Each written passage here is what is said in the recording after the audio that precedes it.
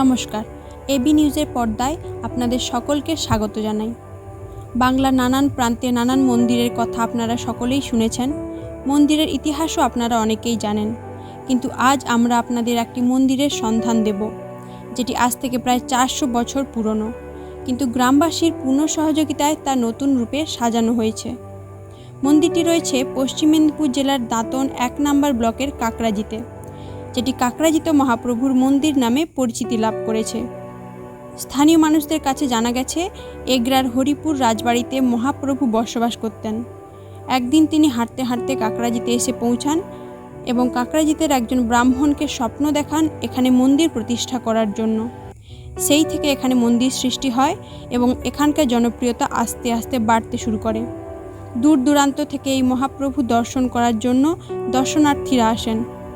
জানা যায় মন্দিরটি সকাল 7টা থেকে সন্ধ্যা 7টা পর্যন্ত খোলা থাকে, তবে দুপুরে মহাপ্রভুর আহারের সময় খানিকক্ষণের জন্য এটি বন্ধ রাখা হয়।